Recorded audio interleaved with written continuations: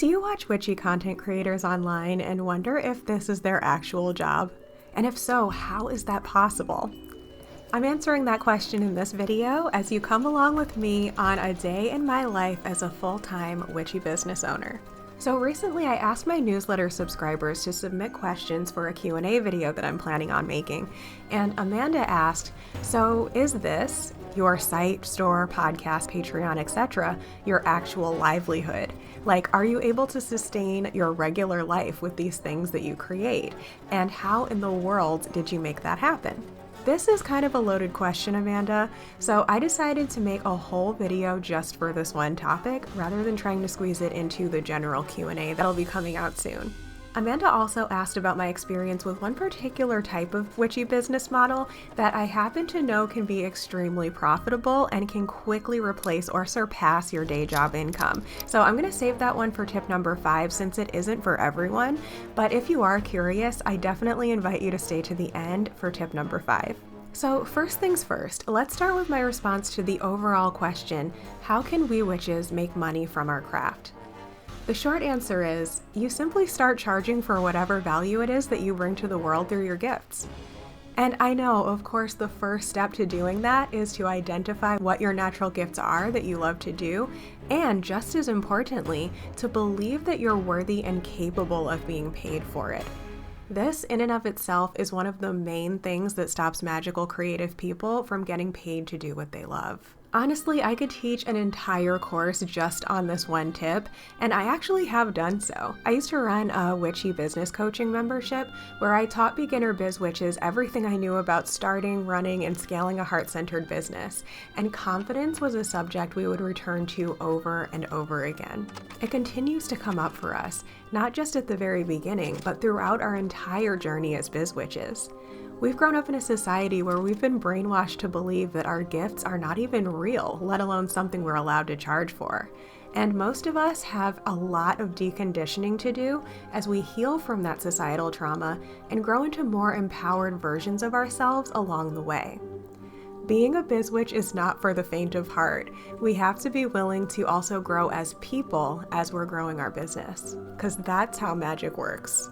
So in a nutshell, tip number 1 for making money as a witch is to identify your natural gifts that you love to do and start to charge for it, and doing any necessary shadow work that may have prevented you from believing it was possible in the past. So moving on to the specifics of Amanda's question of whether my site, store, podcast, Patreon, etc. are my actual livelihood.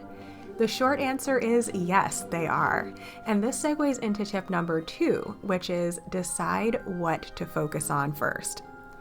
Now, I am multi-talented and multi-passionate, and chances are you are too. I currently have quite a few different streams of income using different gifts and skills that I've expanded upon over time.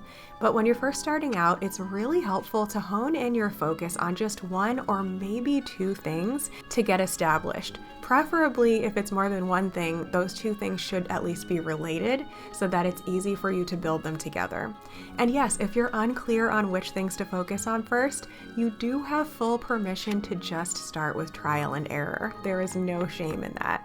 When I first started my creative business journey, I was unclear on what exactly I wanted to be focused on, and I just did random arts and craft projects to sell at the local flea market at first. And it was kind of fun, and it also started me in the direction of believing that it was possible to make money outside of the context of a quote-unquote normal job. But it wasn't sustainable or fulfilling because I was totally flying by the seat of my pants with no consistent brand identity. Not to mention the flea market was grungy and gross and totally not target marketed at all. Some days, by a stroke of luck, there would be artsy people there and I would be able to pay my whole rent for that month with just my sales from one day. While other days, I would actually lose money on the vending fee because the only people in the market that day were greasy old men looking for car parts or whatever, and apparently young girls to hit on. So I set more specific intentions for who my target audience actually was and started applying for vending gigs that were more likely to attract the right kinds of people. I started selling at markets and festivals that had more of an artsy theme, which also connected me with other people in my area who had similar values and intentions to mine. This helped me get more clear on what these people needed as I continued to hone my craft and develop my brand. And I discovered two things stood out to me the most. For one, people really liked these little art print cards that I had, but they were so low priced that they weren't making a lot of money. And second, people really liked my energy and the wisdom that we exchanged while chatting. So eventually, I shifted away from the random arts and craft projects and vending gigs and instead started offering my services to people in the spiritual and creative entrepreneurial community in my area. I secured some long-term clients for graphic design work and also started doing tarot readings and photography and videography at the events that these people were putting on, which I was now getting invited to regularly. So in a nutshell, tip number 2 for how to make money as a witch is to either be clear on what you want to focus on or get clear on what you want to focus on. And as I've mentioned many times on my channel, some of us are specific manifestors who can easily envision exactly what we want and start making it happen, while others, such as myself, are non-specific manifestors who manifest better by getting clear on how we want to feel and learning as we go along. Either way, if you haven't done so already, I invite you to put yourself out there and just start trying stuff that seems fun to you. Sometimes that is really the only way to learn. And this leads into tip number 3, which is connect with kindred spirits. Both working and playing in the local spiritual and creative communities not only helped me to establish an actual brand for myself with offers that helped people in a more focused way, but it also helped me to develop skills and experience to get a better part-time job as a photographer and photo editor for a local portrait studio while I continued to hone my other crafts. During this phase of connecting with kindred spirits, I was able to stay motivated and hopeful because I was finally spending time with other people who believed that it was possible to have a successful alternative career and lifestyle, which is so important. To get even more immersed in the creative and magical community, I also started my YouTube channel and my blog, where I shared my experiences and posted videos of the events that I attended. And I even started my first podcast video series where I interviewed creative and magical people that I met in my city. I also became experienced with things like hosting women's circles, leading self-development groups, and working with successful small business owners, which didn't directly make money for me at that time, but would contribute to my overall sense of direction going forward. So in a nutshell, tip number 3 for how to be a successful biz witch is to connect with other people who get it. This could look like going to meetup.com and searching for groups that have similar interests to yours, going to gatherings at your local witchy shop, RSVPing to Facebook events that are in your wheelhouse, or even being the one to create events or collaboration invitations for people that'll help you stay connected to the kinds of people who can become your clients, customers, collaborators, and mastermind friends. So, how did I go from the graphic designer and photographer who worked with local spiritual and creative business owners to the writing witch you know and love today? Well, long story short, it included a lot more of the above: intuitively guided creative experimentation and continued focus on the new age spiritual/creative community. But a huge turning point and milestone for me is when I circled back around to the arts and crafts focus with the new clarity and skills and experience that I had picked up along the way. See, here's the thing. As creative and intuitive business owners, it's super important to learn to balance the elements in our lives and our careers, which is tip number 4. Keep checking in with both your stats and your intuition. On the one hand, it's extremely important to be constantly listening and observing to understand what people need and want from you that you have the skills and gifts to provide. But at the same time, it's equally important that you actually be doing something that you want to be doing. This can be a bit tricky at times because it's easy to get so wrapped up in the wants and needs of others and what we've grown to believe we're capable of getting paid for, that we get pulled away from aspects of our craft that feel genuinely magical to do. It's hugely important to keep checking in with our personal needs, values, and boundaries as business owners and as human beings. We all have different astrology and human design charts, so what works for someone else and/or what's worked for you in the past may or may not actually work for you now. For example, some people feel most comfortable in their creative business when they're also maintaining a steady side job and/or have a side business that maybe isn't quite as fun, but pays the bills consistently while they experiment with the more playful projects. But for me, one of my biggest motivations for starting my own business was to have total freedom from working for other people. I have very strong Aquarius energy in my chart, which comes along with an aversion for being told what to do, especially when it's at the cost of authentic freedom of expression. I'm also a human design projector as well, which means that traditional job paradigms generally don't work well for the way that I naturally give and receive energy. It's just not healthy for me. I also happen to have my moon in Aries, as well as something called defined willpower in human design, both of which give me a natural ability to go all in, so to say, with things that I'm passionate about, even if it means stepping away from what's known and carving out a totally new path for myself in the world. And while I was immensely grateful that I had stumbled into jobs and gigs that were somewhat aligned with my natural talents, it did start to feel quite mundane after a while, especially the part-time job at the portrait studio, which was only vaguely aligned with my values and was totally unaligned with my mental health due to a toxic relationship with the owner. And even the more aligned graphic design gigs for spiritual colleagues were starting to feel forced. Like my creativity was being squeezed into the box of what these clients wanted me to create, rather than feeling like I was free to express my own inspiration. I wanted to be getting more crafty and having more fun in my business and creating things that I was actually excited about. So I asked my higher self how I could experience an even more magical everyday life. So I got the idea to design a handcrafted spiritual journal, and I pulled out all of my dusty and shelved art supplies and created my first grimoire diary. Just for myself at first, to help me feel more magical. But when I proudly posted a picture of it on my personal Facebook account, people wanted to know if I could make them for them. And so I started my Etsy shop and started creating custom journals for customers, as well as some that I had dreamed up on my own. And the rest is history. I took what I had learned over the years about content marketing and community building, and I started a new series on my blog and my YouTube channel where I guided new witches to journal their way through the wheel of the year to experience more fulfillment each season. And I used it to promote my shop. Now, if you scroll all the way back in my YouTube channel, these are the very first videos that you'll see. They're a little embarrassing, but I left them on there to show the evolution of what it's like to start your witchy business. So if you're curious, I invite you to check those out. Between that YouTube series / blog series and my own network of potential clients on Facebook, I also was using Pinterest and of course Etsy's inbuilt customer base.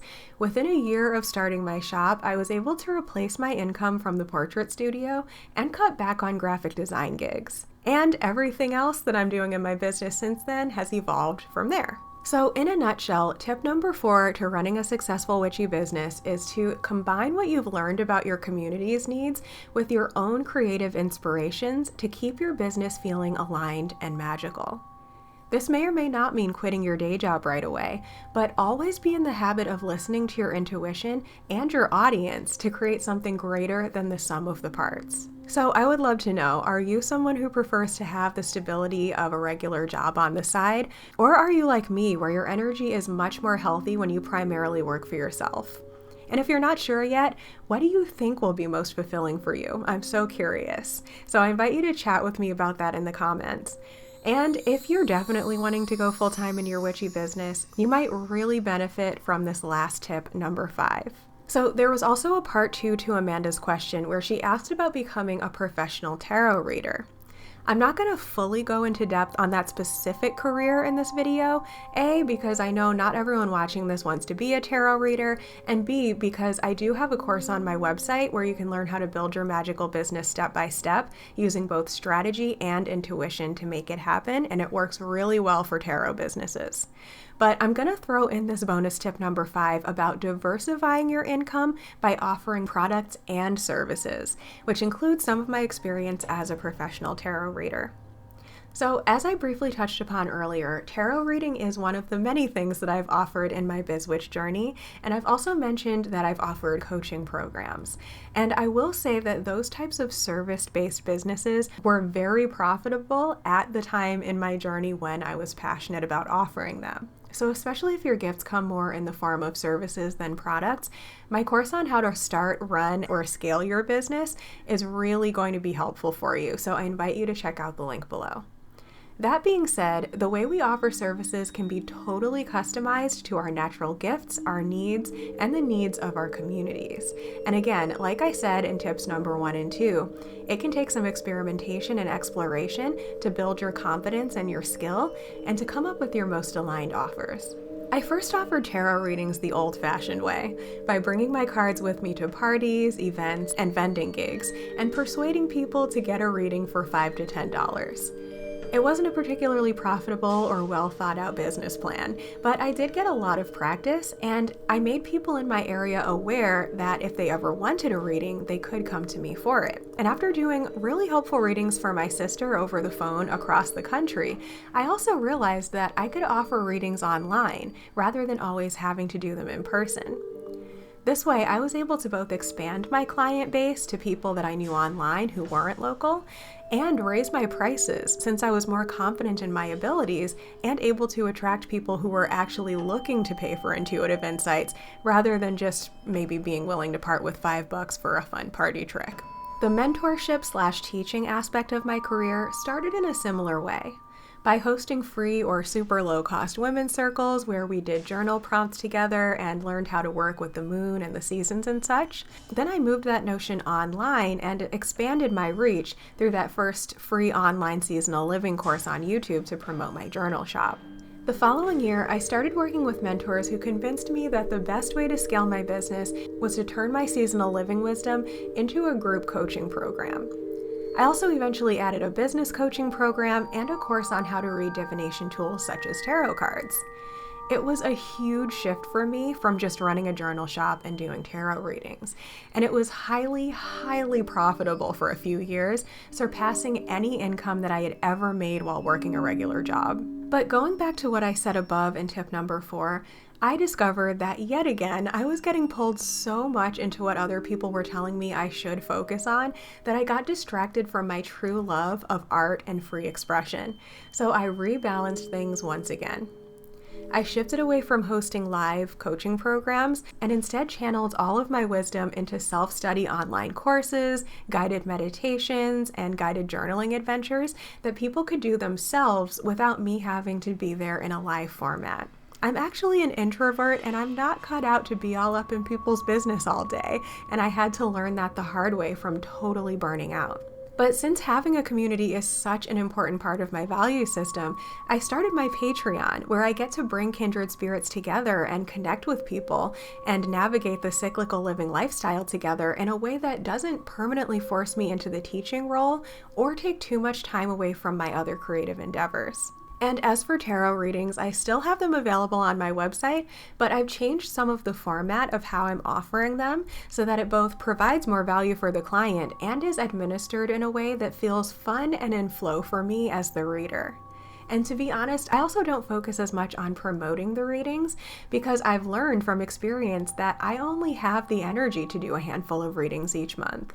Not only are they just energetically consuming, doing energy work for other people, but it also would pull me away from my creative projects, as we've seen. So that being said, I am now embarking on an adventure that I've wanted to go on for a really long time, but never had the time to before, which is designing my own tarot deck. So if you would like to support me in this next chapter of my journey, one of the best ways to do that is to support me on Patreon.